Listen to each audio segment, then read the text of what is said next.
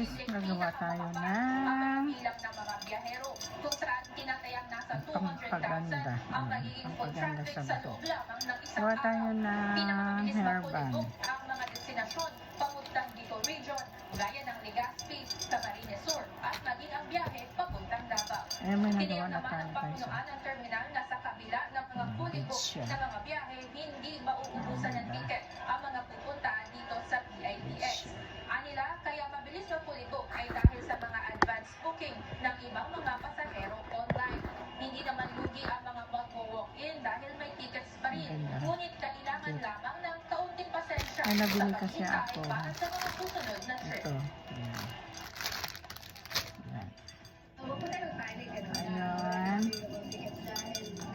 Lagyan lang natin. Ilagay lang natin siya guys. Simple lang. Madali lang. Madali lang. Pwede po tayo mag-chat sa aming Facebook page, yung PITX official po natin Facebook page, para may tanong sa ating mga CSR. And then, syempre po, pwede na naman sila pumunta dito para i-ensure na meron small tickets.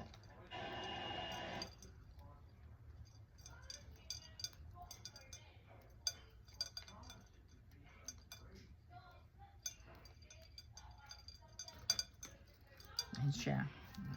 Holiday deals are almost gone. Key into savings on Binili ko lang Tuesday to and sa 24% Pilipinas. off. Ayan. Or check out this deal to At trick out your alam studio mo with naman, savings pag wala on akong months ginagawa, still out here.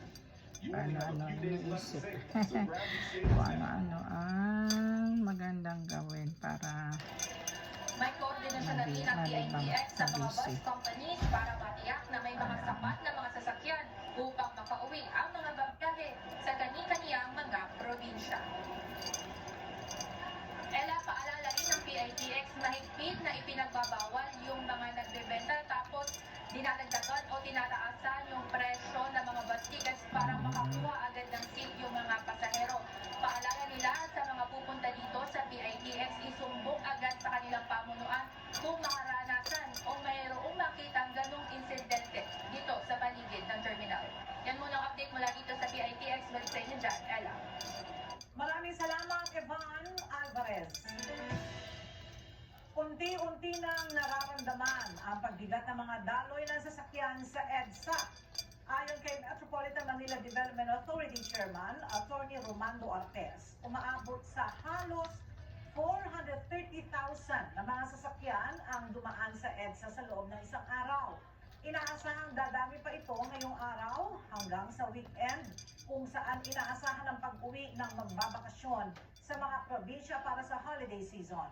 At para masiguro na hindi magkakaroon ng delay ang biyahe ng mga provincial bus, papayagan na ng MMDA ang pagdaan ng mga ito sa EDSA.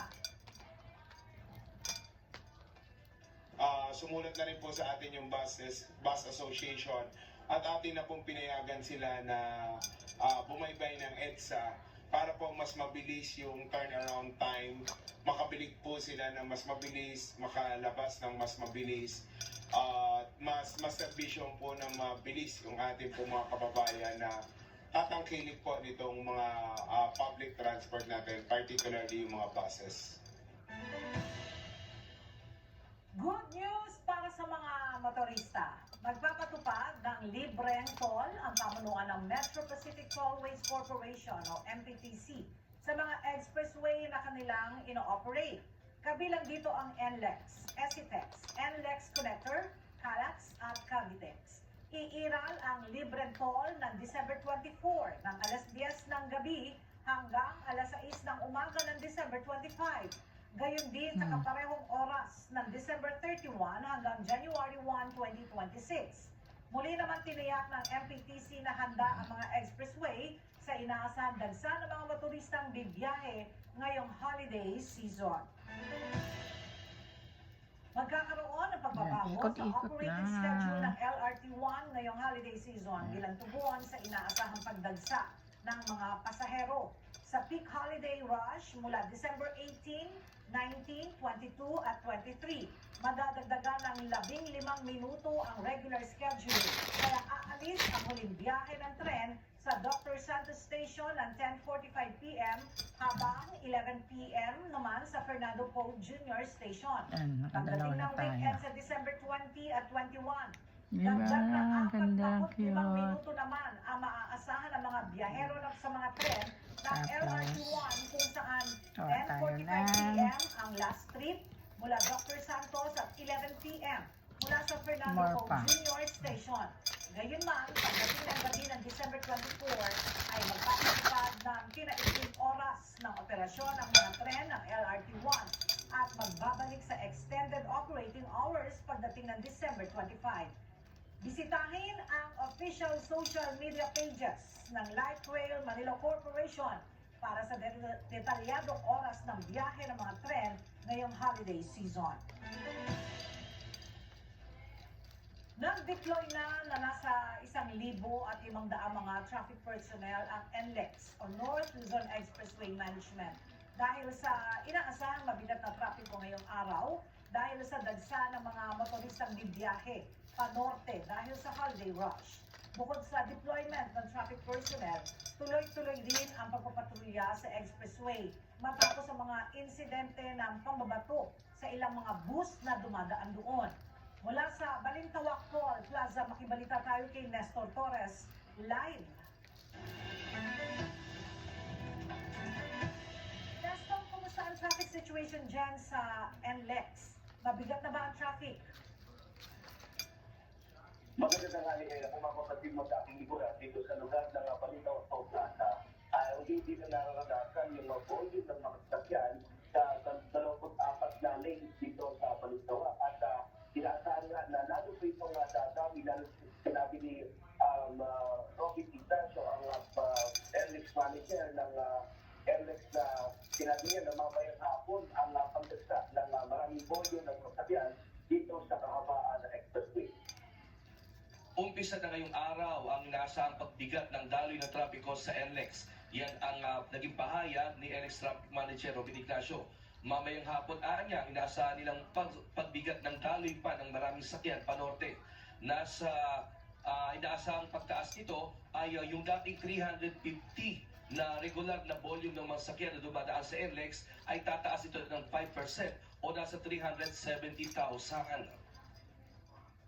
Ayon pa kay Ignacio, kasabay nito ay ang pagdaragdag nila ng mga security personnel kung saan nga ay nasa 1,500 yung kanilang i-deploy mula sa dating 1,000.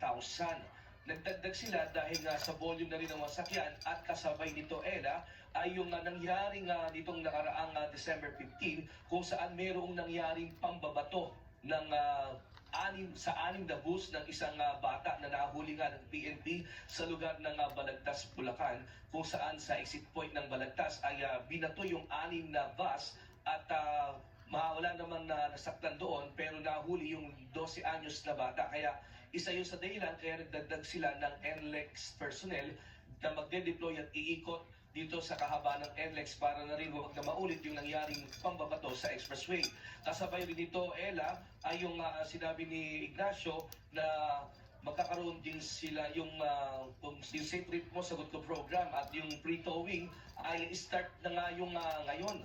Ay may pre-towing na mula alas 6 ng umaga hanggang sa December 22 ng alas 6 ng umaga ay may pre-towing at December 23 pre-towing hanggang December 25 ng alas 6 ng hapon.